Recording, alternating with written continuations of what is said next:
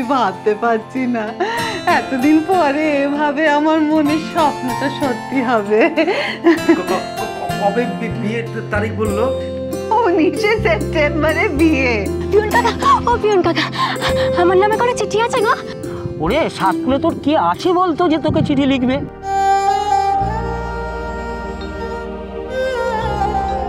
ওরে পাগলি মেয়ে, যার কেউ নেই তার ভগবান আছে রে। আয় এদিকে আয়, কলকাতা থেকে তোর জন্য চিঠি এসেছে। হ্যাঁ ধর।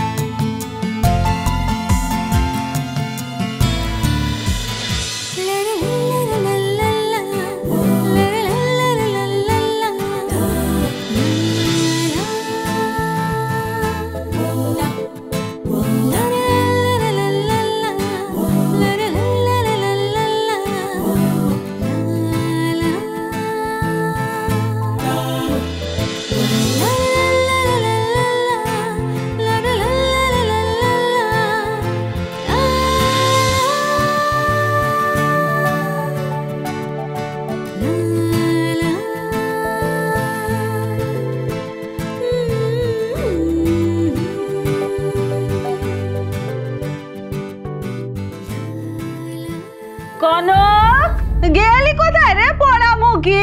কাজকর্ম সব শিখেতে তুলে যাই মামি।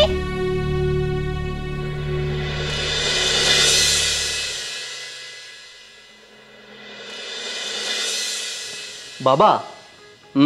বলে ফেলো। বলছি যে আমার হাত একদম খালি, কিছু দাও না। কেন? এটা বাজিয়ে গান টান গাইলে কেউ কিছু দিচ্ছে না? তোমাকে না কিছু বলাই মুশকিল জানো, সব সিরিয়াস ব্যাপারকে তুমি এত হালকা করে নাও না।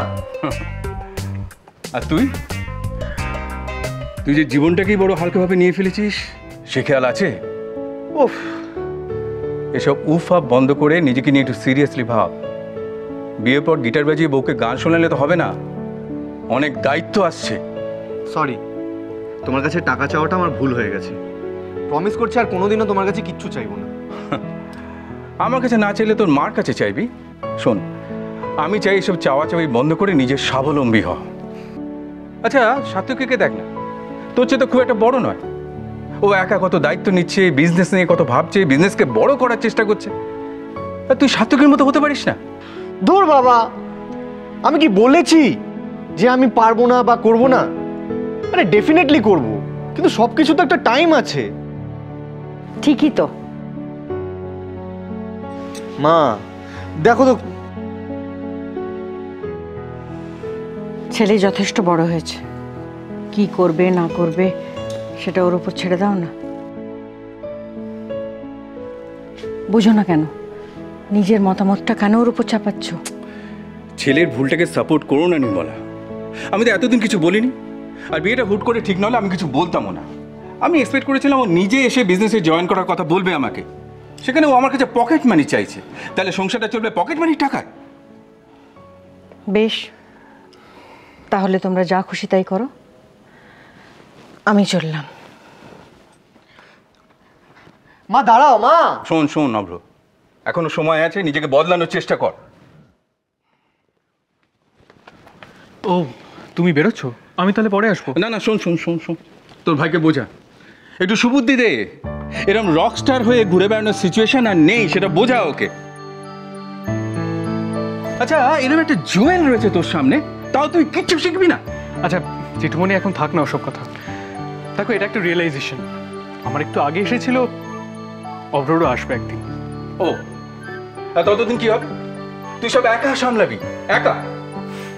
সেটা আমার আর অভ্রর ব্যাপার, তুমি একদম টেনশন নিও না, আমরা দুজনে মিলে সব কিছু ব্যালেন্স করে নেব।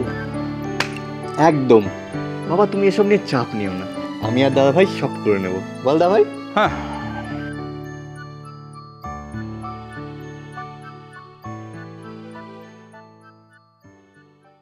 অভ্র, যাও গিয়ে তৈরি হয়ে নাও।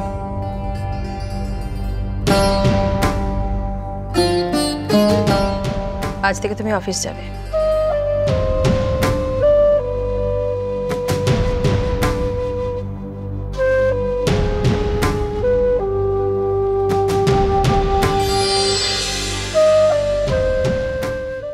অব্র, ছোট মা যখন বলে দিয়েছে তখন তোকে অফিস যেতেই হবে।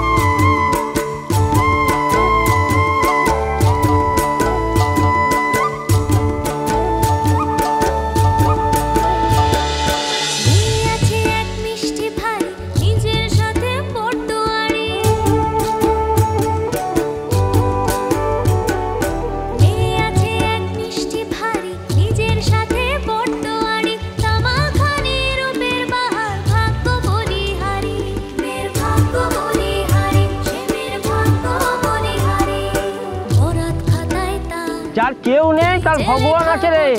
এই দেখ তোর জন্য কি এসেছে। এতদিন যেটার জন্য তুই আমার সাইকেলের পিছনে পিছনে দৌড়েছিস, এটা সেটা। কলকাতা থেকে তোর জন্য চিঠি এসেছে।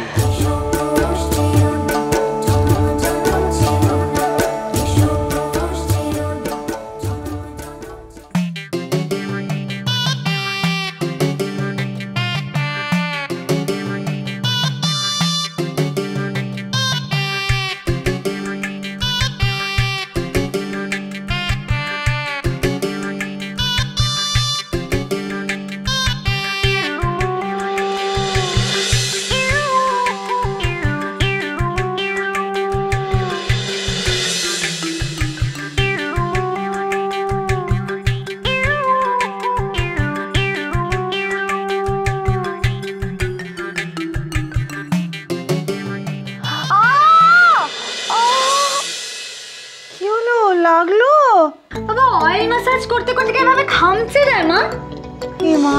বাবারে, ওটা বোধহয় উত্তেজনায় হয়ে গেছে রে। আসলে থেকে থেকে চোখের সামনে না চৌধুরী বাড়ি, শাসার গাড়ি সব ভেসে উঠছে। ভাবলে কিরম, দেখ দেখ গায়ে গায়ে কাঁটা দিয়ে উঠছে। কদিন পরে তুই ওখানে রাজরানী হয়ে ঘুরে বেড়াবি। দেখ মা, তুমি এইটাই করে ভাবছো না যে আমার সঙ্গে সঙ্গে এই কনকটাও ঘুরে বেড়াবে?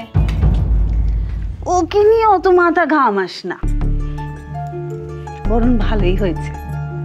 24 ঘন্টা তোর ফরমাস খাটার জন্য একটা লোক তুই বাড়ি থেকেই নিয়ে যাচ্ছিস। যাই বলো, ওই স্টুপিড ননসেন্সটাকে নিয়ে থাকতে হবে ভেবেই না আমার হেব্বি রাগ হচ্ছে মা। রাগ করে কোনো লাভ নেই রে, কারণ ওই চৌধুরী গিন্নি যার জন্য এসব হয়েছে ওর দম্ভ তোকে ভাঙতে হবে। দেখলি তো কি সুন্দর সবাই এক কথায় অব্রর সঙ্গে তোর বিয়েতে রাজি হয়ে গেছিল। শুধু ওই মহিলা হ্যাঁচর প্যাঁচর করে শেষে কেমন একটা শর্ত রাখলো দেখলি। ভেবেছিল আমরা ভয় পেয়ে কেটে পড়বো, চেনে না তো আমাদের। বিয়ের আগে টাইটটা আমি দিয়ে দিয়েছি, বিয়ের পরটা তুই দিয়ে দিস। মামি, রান্না সব হয়ে গেছে, কখন খাবে বলো, আমি বেড়ে দেবো। বাবা, কান এঁটো করার হাসি ফুটেছে মুখে।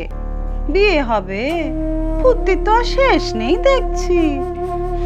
আমার তো এটা ভেবে খুব আনন্দ হচ্ছে যে দিদি ভাইয়েরও একই সাথে বিয়ে হবে। তোর আনন্দ হচ্ছে, আমার তো চিন্তা হচ্ছে রে। না না মামি, তুমি কোনো চিন্তা করো না, আমি দিদি ভাইয়ের খুব যত্ন করব। আমি ঘরে আছি, যখন খাবে ডেকো আমায়। কি ছিল ওটা ওর হাতে? কি ছিল?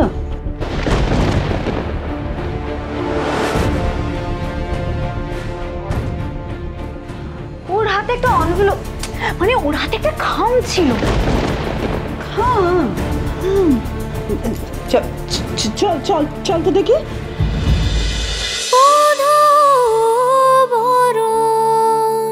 চলো চলো চলো চলো চলো পাল্টাই।